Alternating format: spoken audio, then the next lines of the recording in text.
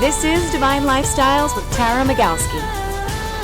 What is a divine lifestyle? Passion, purpose, and living in alignment with your truth.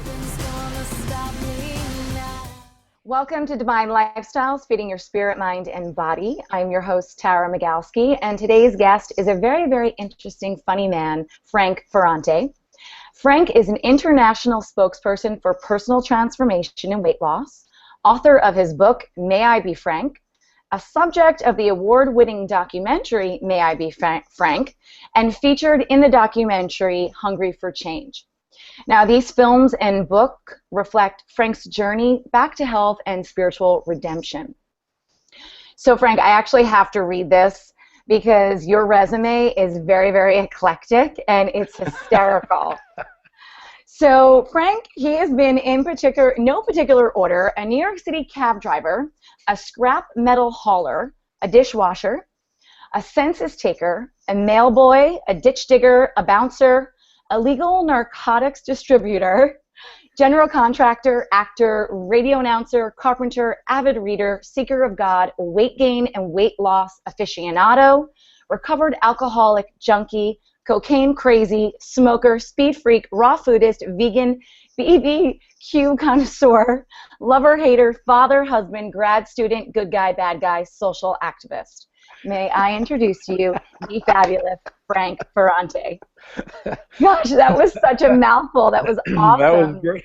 You know, it's so odd to hear that coming from somebody else. You know, I've read it. It's one thing when you read something, when you hear somebody else recite it, God, and it's true, too. It's absolutely awesome. I love it. It's wonderful.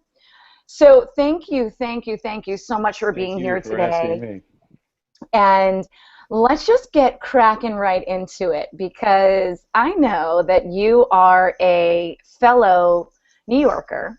Yes, and you're a fellow New Yorker, so I want you to tell me, just get real with us a little bit here today. Tell us about your darker times. Describe a day in the life of Frank before and after your transformation. Well, yeah, that's, okay, so 60 years in 10 words or less. Okay, so the darkness, I mean, there are a lot of war stories. I don't think that's where you're going. I mean, some of them are funny and some of them are tragic. My darkness, which, basically I was heavily involved with drugs and alcohol for 30 years of my life, and when I discovered, and I'll be brief, that when I discovered, prior to discovering drugs and alcohol, my background it's pretty violent in a lot of ways, and if I were to describe my childhood in 4 movies, and you may be too young to know any of them, but there would be Blackboard Jungle, On the Waterfront, The Godfather, and Goodfellas. And that was my childhood. And when I when I discovered drugs, it was as if I could exhale for the first time. And I thought that this was the answer. And for a while it was. And then what happened was that I became so I just dropped into that life, into the darkness, and by doing that, the further I got into that world, the further away I got from my heart center and my core beliefs. And basically, for 30 years, a day at a time, I was parceling out pieces of my soul. By the time that was over, and it was a number of near-death experiences and jail time and mental hospitals and all that, all the stuff that comes with it, I got to a place where I knew I could no longer live this way. The thing is, I was in a place where I knew I no longer could live this way, but I didn't know, I couldn't imagine how not to get loaded either. I couldn't, so I'm in this circle of hell that Dante hadn't thought of yet, right? And so I knew I had to change. I didn't know what to do, but eventually I did, and it started by surrendering, because I knew that the way I was figuring stuff out was landing me in a really bad place all the time. So the first step of being willing to believe that there's another way, first admitting there's a problem, and second of all, coming to believe that there is a way out of it, even though I don't know what it is. And basically, you know, I was humbled enough to say, God, please show me what to do. I don't know anymore. And thus began the ascent from the depths of the darkness that I was in. And people like to believe there's a destination place. Like if I deal with this issue and that issue, I'm good. I'm golden. I can sail. But my experience is that for every issue that I transcended, that was in the way of me, of my heart opening, something else I didn't even know about surfaced.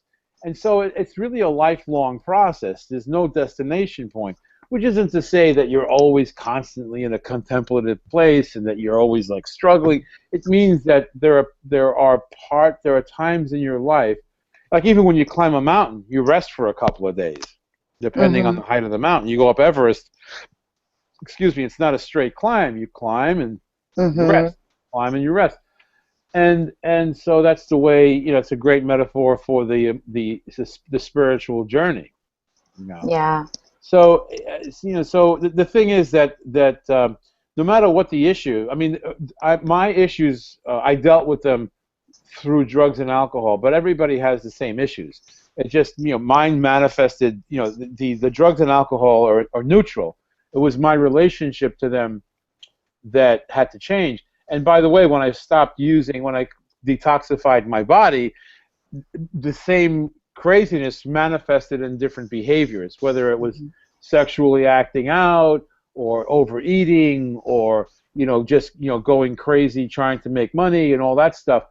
It wasn't until I really reached the genuine causes and conditions and started really healing those things that all the behavior started to change. And as a result, my surroundings started to change. Because I'm not you know, that was a very important thing too. And when I say my environment, specifically my relationships. You know, that was really interesting because I feel I've come from a family of addicts as well. My father smokes crack, and he's been doing that for about 10 years, and my mother passed away from a combination of pills. And I'm very familiar with addiction. I'm very familiar with how there's co-occurring addiction, how there's just a transfer of addiction. And the root problem is really the same. And Exactly. if you don't heal the root problem, it's going to manifest in different areas. And you said something really beautiful in your film, and you said, it really hit me deeply. You said, no one will love me in this body because I don't love myself. And I thought that was really profound because your body was the physical manifestation of the lack of self-love and self-worth that you have for yourself. So I just think it's really interesting how your story of how you just transferred it. So I know that you... May I address that for a second? Yeah, and the absolutely. interesting thing is that, interesting, that's another way, you know, I think that's the word that, you know, like sometimes I say so people think I'm smart. You know, like I'm going to say something profound, so I'm warning you, I'm going to say something really smart. But that you know how that when you the way nicely you put it so nicely, like that the physical manifestation, I was working against the very thing I was yearning for. The very thing I was you know, there was this part of me that was yearning to connect, right? Because that's what we all want to do, essentially, I believe, is yearning for a connection. And I think that every single problem in the world is a result of a fracture or a rupture in the expression in love's expression. That somewhere along the line in the developmental stages or post, you know, in the developmental stage, that there was a rupture in that exchange of love, and so there's a part, and so the physical manifestation was reflective of that. You know, that I had this yearning to connect, and yet I was doing everything in everything. I was working against that very thing, and it manifested in the way my physical body showed up. You know, the way that manifested. So. One thing that I do want to touch on is about how many pills you were taking. And I know the reason it's such a important subject for me to talk about because of losing my mother. Right. And how when you were very overweight, and we'll get into a little bit later when you tell us about the transformation, what was going on for you? Because really pills are just a way to be a Band-Aid to just cover up the symptoms so you never get to the real core issue. Right. Well, there's two aspects. One, and there's a part of I did have a pill habit at one time. The pills I was taking in the film were all prescribed. I mean, I was being treated for hepatitis C, and so there was ribavirin. There was the shots every week of interferon, and there was, you know, the antidepressants, and you know, it was like one of the things that one of the real tragedies about this whole pharmaceutical business is that once you're prescribed a drug for something, then every single thing you go in there for is going to have another drug prescribed for it. So, you know, so it's really, when I go to a doctor for a particular, you know, blood test, check my enzymes and all that stuff, they always ask me, well, you know, what medications do you want? And when I say none, you know, I take ginkgo biloba when I remember. Yeah. Take glucosamine, you know, supplements like that. But I mean, I don't take any. There's no, and they never believe me. They always say, "Are you sure?" Like, you know, like when you go to the bank for a loan, and they say, "Are you sure there's nobody you can ask?" Like, you know, like you haven't thought of it. Anyway, so you know, most people in my demographic are on at least 4 medications. And anyway, so I was, but when I was taking pills, habitual, the opiates, it was because it took care of all the symptoms, and I didn't have to get into the work.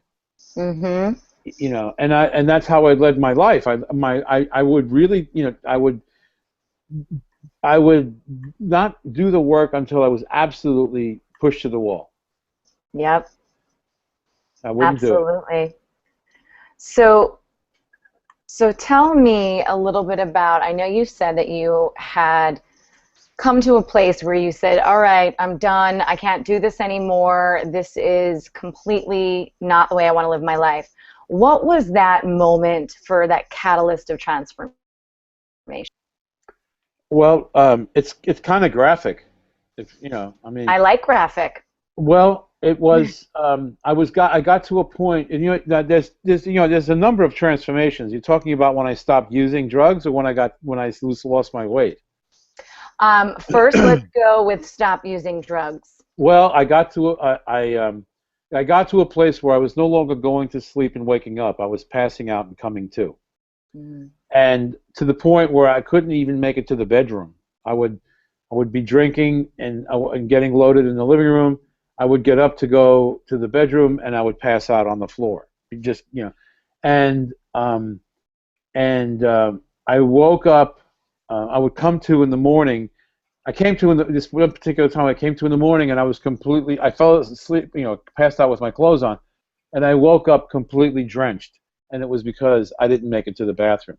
I had I peed on myself, and I was completely, like, you know, just really disgusted with myself. But what's really worse, I did it again the next day, and then I realized this is no way for a man to live. I cannot do this anymore, and I picked up the phone and I called up a 12-step program. I called up a number, and they told me where to go, and I went to my first 12-step meeting that evening. And I didn't know what I was doing. I didn't know how it worked. I hadn't gone to rehab. I just knew that it was this or die. And also, if you're an addict, you know if you're an addict, there are worse things than dying. You know, living within in a certain place is worse than dying. And so, you know, I just started watching other people that you know, I heard their stories, and they were every bit as bad as I was, but they were getting through their day with dignity, and they were having fun, and they had friends, and they were laughing, and I thought, well, I hung out with them, and a day at a time, I learned how to live without drugs and alcohol. And I didn't know what I was doing. It wasn't like I had this great epiphany. I was just following my instinct that these people, I trusted them, and I learned how excuse me, to live without drugs and alcohol a day at a time. Wow. That wasn't the end of it, though, because because that's just the very beginning, and that was in 1989. Before your mother was born. So it was a long time ago, and the journey, is a never-ending journey, because the moment you think you got it, you tell the moment the universe. I'm very careful about never thinking that, because the moment you think you got it, the universe is there with a swift kick in the ass. It's right there to remind you that there's more work to do. And it's not a punishment. It's because arrogance is the killer. Yeah. Arrogance not only is detrimental to you, but it's really offensive and hurtful to others. And depending on how that arrogance manifests, because ultimately it's in violence. But there are other subtle ways that it can really be destructive to your own heart and soul, and of course to the people around you. Now, tell me what role that faith in God has played in this transformation. You mentioned before that you really had to surrender everything. Yeah. Well, I usually I'm reluctant to talk about God, this whole God thing, because it gets people so crazy. It's okay. I like to talk about things that make people crazy. Well,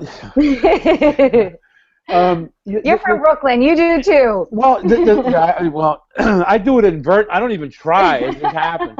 But what I realized was that here's where I began a different relationship with spirituality. Okay. My compulsion to use drugs and alcohol was bestial. It was like an angry beast, and nothing was going to get in the way once I had that thought. And to have that mitigated, to me, because I tried everything in my life and it didn't work. And this aspect of surrendering and just practicing a belief, one guy told me, just believe that I believe. You don't have to believe anything. Just believe that I believe. And that's how it started. And I believe that it was a providential intervention. For me, it was an act of providence, because unless you've been in the grips of that compulsion, of that craving, that unless you've been in the grips of that, it's hard to assess how much out of control your life is. And to have that gone, I started crying. I mean, I realized, I got to a point where, oh my God, it's like, it was like really like being released. It was like being given freedom.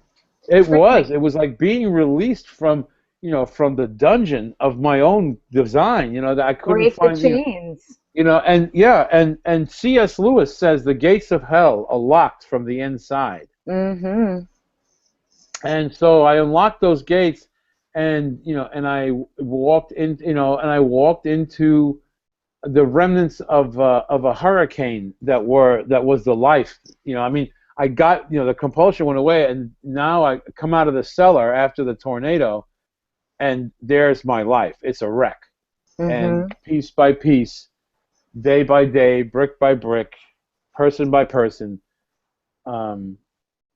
That is the ultimate story of the phoenix rising, of the hero's journey, of the phoenix rising out of the ashes, coming from darkness into light. Yeah, and we all have that story. We all, and it's over and over again. It's not a one-time deal. Yeah. Yeah, and I wanted to touch upon something else that you had said that really, really, really struck me, and that was, I don't think the pain you cause other people can be separated from the pain that you incur on yourself. Could you just expand a little bit on that for me? You know, when the term, as you know, most people know, that the term sin comes from, it's an archer's term, missing the mark. When I do something contrary to my core beliefs, Mm-hmm. I immediately feel the ramification of that. Somehow it manifests. People like to look Mm-hmm. at karma as a quid pro quo. You know, like Mm-hmm. like I steal your bracelet from your house. Oh my God! Well, something, like somebody's going to steal my bracelet. Like somebody, and that's not how it works. I mean, to me, what happens is that I enter in. I start my internally respond. I start to internally respond to that behavior, and the Mm-hmm. consequence of that behavior is that I can't be present, Yes. because now I have this thing that's gnawing me, and actually the thing is, that's the other thing about drugs and alcohol, is that they nullify that conscience. You have to do this to be able to commit these crimes, or commit these acts that are so out of integrity, and so you need because you have a conscience, and then the other thing is, when you detoxify, and not just drugs and alcohol, but food and behaviors, the moment I do it, because one time one time I was just really, I was thinking, like I was getting bored, and I just felt like, you know what, man, I feel like I'm losing my game. I'm getting so, like, I'm into this new age thing. I'm like, who am I? I went into the supermarket, and just because I stole an avocado, right? Just to get back to your old Just roots. to steal something, right? And what happens? I walk out of the supermarket and I feel terrible. I really feel terrible. And I did the right thing, blah blah blah. But I couldn't do it anymore. And it's not that I'm walking on water and all that crap, because I still, I still gotta be careful about living in integrity. But the moment, and so if I do something that's hurtful to you, Mm-hmm. um, even in anger, at one point there will be a regret. I will have a regret. In Mm-hmm. my quiet moment, when I'm not justifying it, when I'm not rationalizing my behavior, in that moment when I'm quiet, I will be alerted to that transgression, and I will do one of two things. I will either fix it, make it right, come to you, make amends, give you back your bracelet, apologize for my behavior, and Exactly. most importantly, never do it again. Right? Exactly. Or I will rationalize something, and therefore put another layer that blocks my full participation in the cycle of love. Wow. Wow. Yeah. That was perfectly said. It's interesting. Doesn't the word repent mean to start to go in a new direction? It means to To, rethink. yeah, to rethink, to go in a new direction. And that's what repentance is. And it's interesting when you said that in the film, it really hit me, because I know that one of my father's struggles has been from years and years and years of hurting people, and I know how upset and hurt he is. And it's like he just keeps doing this behavior, and I couldn't figure it out for many years. They said, but you did that to your brother, and then he passed away, and then you felt guilty about it, and that made you turn to alcohol and then to drugs. And it's just this pattern of behavior that he still to this day can't seem to get out of, that he gets stuck in. Could you speak to that for us, as well as, like, what happens to someone when they get so stuck into this, like, web of sin, lies, deceit, pain, and they just can't get out? It's like I know. perpetuating more pain. And first of all, I know how unbelievably painful this must be for you, and how unfair it must feel that you have to be the parent. Yeah. Because that's essentially what happens? He's not there for you, and that's a real tragedy and a real painful place for you to be, and for him too. I mean, even though he may seem oblivious to it, Mm. on some level, there's a very, very profound suffering that's happening. Yeah, I And know. it's hard to, it's hard to feel sorry for a guy who's getting high and just seemingly not really being responsible. But I understand it, Hmm. and if some people are really terrified of Yeah. facing up to it, and the idea of not having something, excuse me, to artificially mitigate the anxiety or fear. You It's know, fear. it's all fear. It's All definitely fear. fear. It's all Mhm. fear. And and the way people deal with fear often, like people, what they'll say about, like, for example, going to rehab or 12-step places, they'll condemn those people or they'll make fun of them. And I'm not saying that the 12-step way is the only way. I'm not an evangelist. It was what worked and continues to work for me. Mhm. And but and there's nothing you can do about it, except, Yeah.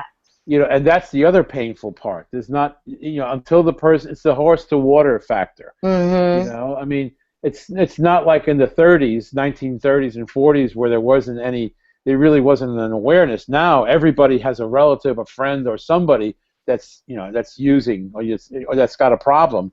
Mhm. And also the facilities that, there's a lot more available, and the stigma isn't there either. I mean, even Jeb Bush just said he smoked weed. I mean, Yeah. so it's not like, so the situation has hit the White House. you know, you Yeah, know, I guess so so there's no stigma like it used to be, but you gotta want to stop. exactly. And that's really my bigger questions because I do love my father. I honor him and I have a lot of grace with him because I do know that he's in a lot of pain. But just as a whole, there's so many people suffering and I feel like it's part of my calling and my life's work to highlight your story, for one, because that is the ultimate transformation, and really try and understand how to help people who have this dark hole. Well, two things. First of all, I don't think people have a hole. I think they have a sense of emptiness, but they are complete. And I think, when people ask me, people often say, that they thank me because, like, oh my God, you changed my life. I Mhm. didn't do anything. What I did was reflect the possibility. Yeah. The other person does all the heavy lifting. I just reflect the possibility through my own experience and reflecting my experience. I don't have that kind of power. I don't, and nor Mhm. do I want it. Yeah. But I basically reflect that, and because I'm a guy from, Italian guy from Brooklyn, from, immigrant parents, working class background, and all of that. There's no secret magic thing. There's no magic bullet, magic trust fund. Because I thought anybody who had a transformation had a secret weapon. Yeah. Usually, in the form of a trust fund. And I assure Yeah. you, my father died in 1990, and he left me $10,000. And this may come as a shock, but it's gone. Yeah.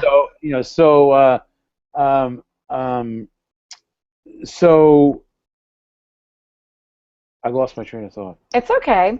Well, let's actually move on and talk a little bit about what happened to you the day that you walked into Cafe Gratitude. Well, the day I walked into Cafe Gratitude, I was about 300 pounds. I was very miserable. Um, I didn't know how. Again, I went into that place again. I couldn't keep living this way, but I didn't know. I was having so much trouble. I couldn't stop. I mean, I tried all these different tricks, but I couldn't stay away from the Indian buffet restaurants, and I'm surprised that when they saw me coming down the street that they didn't put a guy out there with an AK-47 to say, hey, you can't come in here, or you can't come in here. But you are barred. You're barred. I went into Cafe Gratitude because I saw this sign in the distance, and I thought, in the 12-step world, gratitude is a central virtue. And one of the things that we say is a grateful heart will not drink, and I would extend that further that to say that a grateful heart is less likely to commit any damage either. Mm-hmm. So I saw this sign, and I thought somebody from AA was being clever and cute that was going to open up a coffee shop and call it Cafe Gratitude. So I start walking. It's a billboard. So some people they have a sign. They get signs from the universe. I needed a billboard.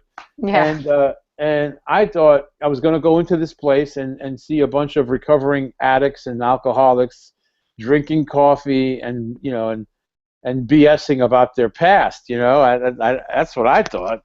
And I walk into this place, and I didn't look really weird. And I'm looking around. There's no stove. But I see this Ryland, and I shook hands with him, and I said, hey, man, I had to have a cup of coffee in Cafe Gratitude. I figure somebody here is in recovery.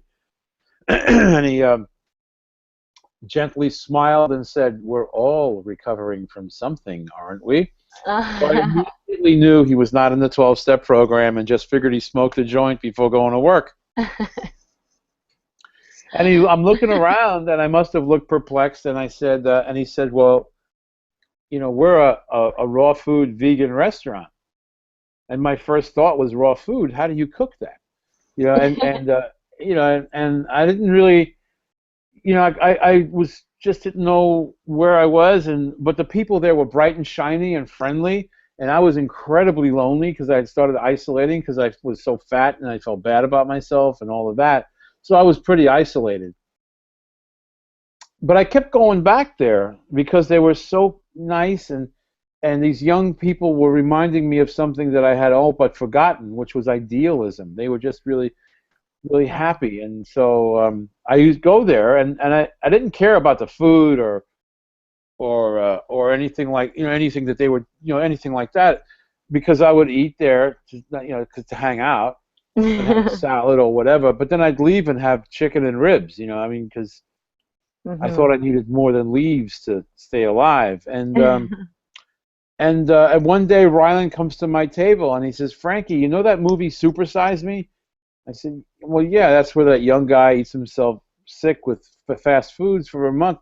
He says, well, we want to do something similar. We want to take a guy who's not well, which was a very generous description for my condition at the time, and feed him raw food and go to holistic health practitioners and do colonics and cleansings and all that. And we want to film it, and we want you to be the guy.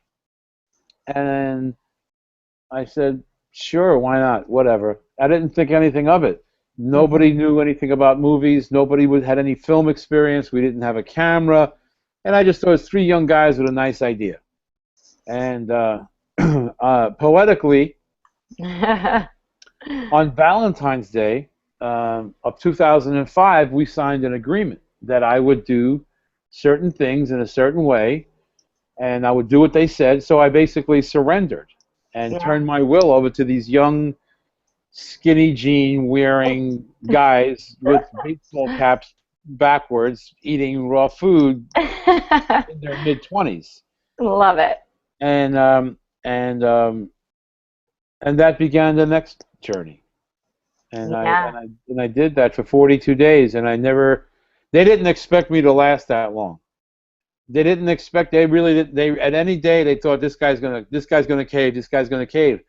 And for 42 days I did not cave. So tell us what you did every day for 42 days. Well, the first week was strictly liquid diet. It was 3 times a day, 4 ounces of wheatgrass juice, which I still don't like, and a smoothie.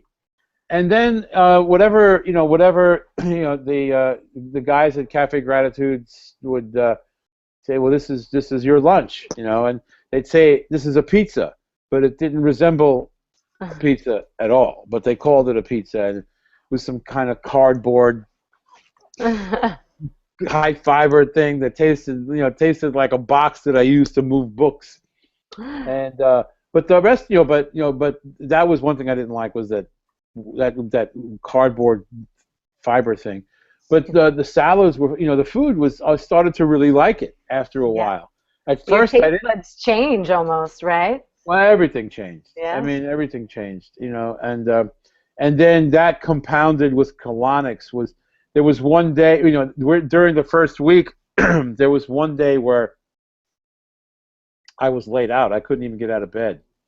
I was just knocked out from, this radical detoxification process, which, by the way, is not, should not be, don't try this at home alone, boys and girls, because we were experimenting. The guys, they didn't really totally know what they were doing, and I didn't have a clue, and it was an experiment. That's what it was.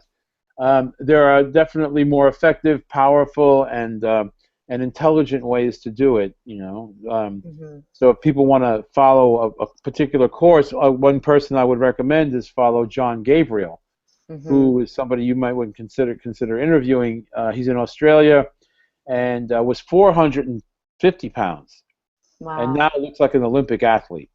One of the gentlest souls that I know, and one of the things I love about this guy is that he just doesn't address the food, but he addresses the whole mind-body-spirit connection. Yeah. That it's, that's why diets don't work. And anyway, his name is John Gabriel. You can Jon Gabriel. You can look him up. Yeah, I will. And tell him I said hello. I will. Yeah, between the two of us, we lost almost a half a ton. Wow. I mean, really, it's like I was talking to him the other day. I said, bro, do you realize, really, we lost as much fat as as the weight of a Japanese car.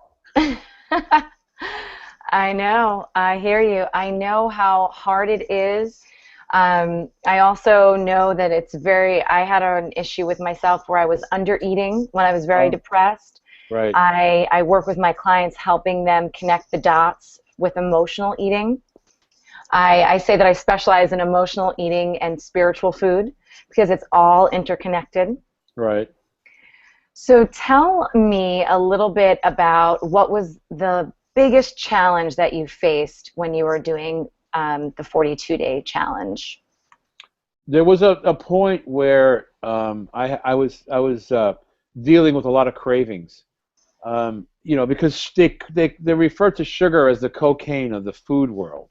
Yeah. And sugar is ubiquitous. It is everywhere, and the places where it may not be, whatever you're eating metabolizes into sugar. But there were times I had incredible cravings for bread, mayonnaise. I mean, there was one point where I just wanted an egg salad or a tuna fish sandwich with a glass of milk, and those cravings were very strong. The other part that was unbelievably difficult were the affirmations. Yeah. I hated saying the affirmations. It was like going to the dentist. I really didn't like it, but now it's not a big deal. But I didn't like it. It felt very unnatural, and it felt like a big lie. Yeah. Yeah, I know that you said that you said in some of the interviews you broke down actually quite a bit. Were they having you go to therapy sessions as well? Nope. No therapy. No. I mean, I was just dealing with it, Yeah, you were just facing it head on. Yeah. And it was just such an emotional time for you. So could you share with us, how did you turn your personal pain into your personal power? By accident. I love it. I would really love to sit here and tell you a very intelligent, well thought out, pragmatic approach to my life. And you know, I stumbled into grace, man. I mean, like That's amazing. it was really, you know, I have done there's so many things in my life that have manifested against my, you know, against in spite of myself. You know, like Yes. you know, Mhm. and so I you know, I work it. It's a day-to-day thing, man. There are days I wake up and I'm, you know, like I wake up and I'm almost suicidal with depression, wondering about the value of my life and what am I doing, you know, and that's when, you know, I either meditate or I sometimes I go, you know, go there's places that I go, or I have people in my life that help me to recalibrate my compass and remind me of who I am, and to help extricate me from the illusion that I Mhm. attach myself to. Because sometimes I love to lay my head on the breast, the throbbing breast of self-pity, Oh, don't we all? I love that. and just So nurture poetic. myself on, you know, and on that. And you know, but it's, you know, it's these days it's always very short-lived, because you know, people around me just don't even acknowledge it. You know, because no, you know, they just. I miss the golden days of blame, to tell you the truth. You know. That's amazing. So tell me about, you didn't look really fun at all when I was watching the documentary. You didn't look like you were having a lot of fun. Well, when along this journey did you start to feel the shift? So like day one, day 15, did you start to, what was the time? Probably about probably about a week and a half to 2 weeks into it. Mm-hmm. That's when I started. I went on a painting you know, just a painting jag. I just started doing murals all over the place. I started doing murals. I covered my entire apartment with you know, murals, kitchen Wow. cabinets. My landlady freaked out. She got Ah, really, really, really upset. I mean, it was just paint. I mean, it's not a big deal. But I mean, I just, like, there were swirls. I mean, it looked like, you know, it looked like a it just looked like a wild murals, you know, the it's interesting. swirling, voluptuous, you know, curves and colors all over the place. And I felt like I was having an out of body experience. I thought somebody else, like a Shirley MacLaine thing. I thought somebody came in and possessed me. 'Cause, Oh my you know, God. and that goes back to the thing about the hole that you talked about earlier. Yeah. You know, there's a saying that money changes people, and I Mm-hmm. disagree. I think money reveals people. Yes. and and Amen. and so I think that what my view of the journey is a revealing, a continual uncovering of what's there, because for most of my life I sought out an external solution to an internal conflict, Mm-hmm. whatever that was, you know, sex, drugs, rock and Exactly. roll, you name it, right? Yeah. And rather than the other way around, you Mm-hmm. know, because that's the Most way of it us do goes. that. Yeah. And so that, you know, it signifies that, you know, just what's in there, just what, you know, all the stuff that, you know, like I've bombard you know, that was bombarded on me as a child, and then that later, you know, I took up the cause and, you know, continued that, the insulation, or perceived insulation, which is separation, and that separation is what drives people to commit suicide or live Mm-hmm. lives of misery and desperation. Because if people feel truly connected, I believe, you Mm-hmm. know, that they're going to act they're going to act in a way that is less detrimental to society. Mm-hmm. Absolutely. So it's really not about filling up the hole with something outside, but rather nurturing what's in there to begin with, so that, you know, so that you can come to your being. It's almost like you can blossom into your fullness. Yeah, I mean, we're all, yeah, well, yeah, and whatever that is. Yeah. I mean, and it doesn't have Interesting. to be something grandiose, you know. It could just be something as simple as, a stay-at-home mom. I mean, it's not a, you know, it does. It could be a daycare teacher. You know, it's not something grand. It just, you know, it is like, because the joy is in the little things. You know, that it's not the grandiose things, because the grandiose things flash, then they go away.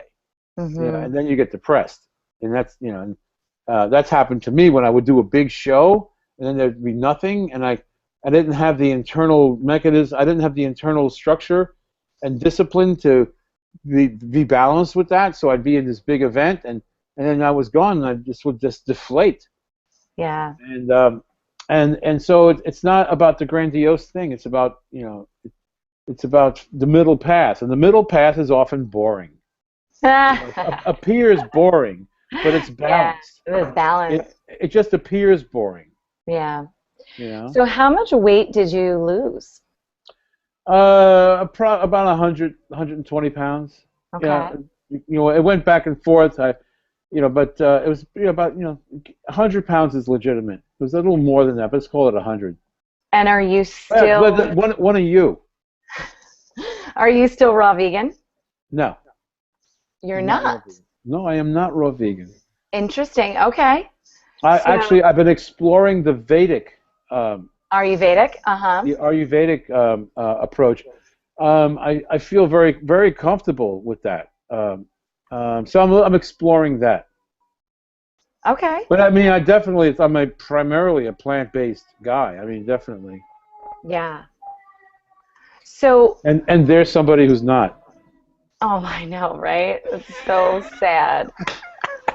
So what advice do you have for someone who is listening, who might be looking to make their own personal transformations, someone looking to find their divine lifestyle? Well, depending on what their issue is. I mean, if they're, if there's a way that you're inhibiting yourself from your joy, right? Like, find out what that is and deal with it. So if you have a drug problem and you want to stop, and then that's the key. The willingness is the key. That there is a solution. If there's a problem, there's a solution. And even if it seems insurmountable. And when I first cleaned, when I was when I stopped using drugs and alcohol, or when I began my journey into weight loss, it seemed insurmountable. And so one of the things is that I couldn't do it alone. And so that's the other thing that don't expect to be like the rugged individual, Jimmy Stewart, no, it doesn't work that way. So if it's a drug problem, certainly there's enough information out there of where to go. If you want to lose weight, there's a ton of information out there about how to do it, in which direction to go. Set yourself up to succeed. Exactly. If you've been a couch potato, hamburger eating, whatever guy, don't think that I wouldn't just say, okay, I'm going to go raw. Well, first of all, make sure that you set yourself up to succeed. And do it slow and steady wins the race. Exactly. Now, if you have a health crisis, that's another story, and you deal with that appropriately. If you have a health crisis and you're in danger, then you seek the proper minds to guide you. Absolutely, absolutely. Now, just tell us a little bit about Hungry for Change, because I know you were featured in that documentary as well, and that's a very powerful film. Well, that was put together by the Food Matters people, James and Laurentine. I think the greatest example of marriage I've ever seen in my life. These two people are really they glow. They glow, and not in that airy-fairy way.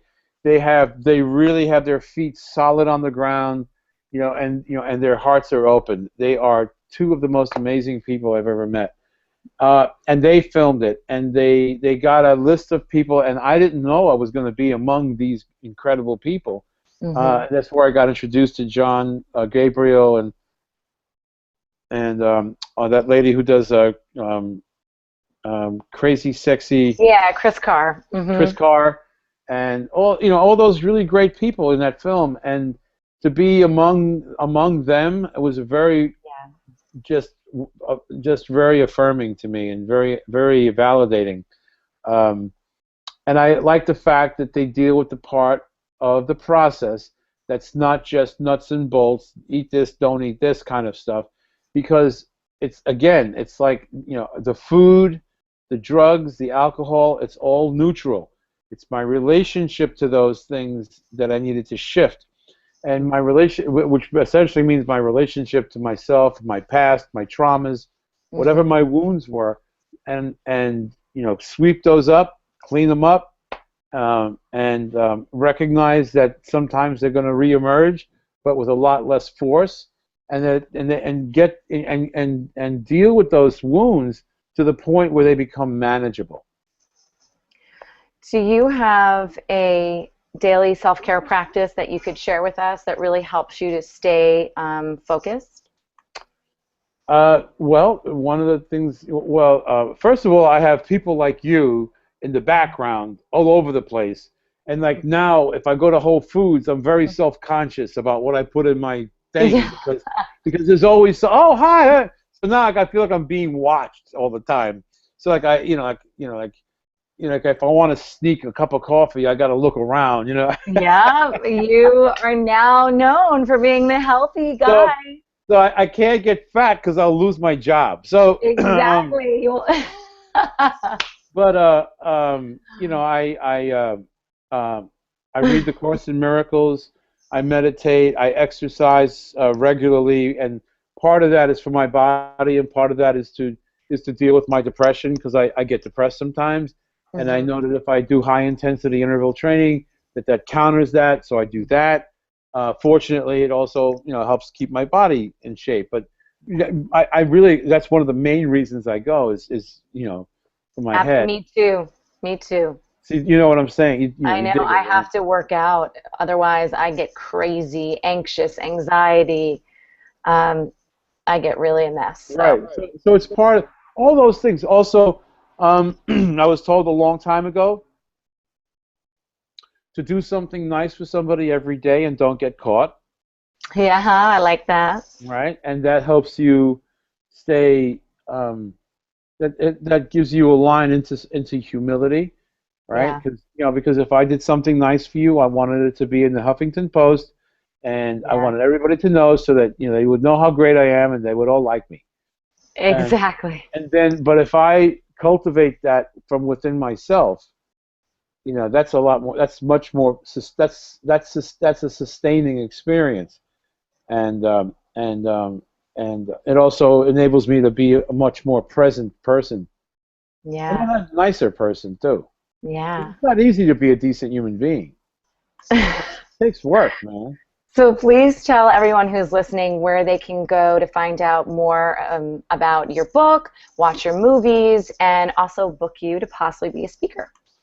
Well, they go to info@mayispeakfrankly.com, and or go to my Facebook, all that stuff. Go to my Facebook page, and you can message me, and I'll get the message, and go from there. But info@mayispeakfrankly.com is the gateway to everything. Yes. And I will end on saying that you have to check out his documentary. It really, I cried, actually. I was crying. I was very, very moved by it. It was beautiful, and it was real, and it was raw, and it was in your face, and funny.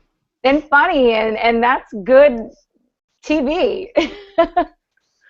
Well, I think it's a part of it is, if you take yourself too seriously, you might as well blow your brains out. I mean, it's just going to be a miserable ride. If you don't laugh at yourself, you really think about it. I mean, you want to be really when you think about it, if you just be objective with yourself. I mean, during the course of the day, you do a lot of funny shit. You just do. You just do. You just do. Really. I love it. Thank you for tuning in, and make sure you subscribe to this channel to get your weekly fix for all you spiritual gangsters. Any questions or comments, go to my site at taramagalski.com, drop me a note. I'd love to hear from you. And stay tuned for next week. I got the good stuff.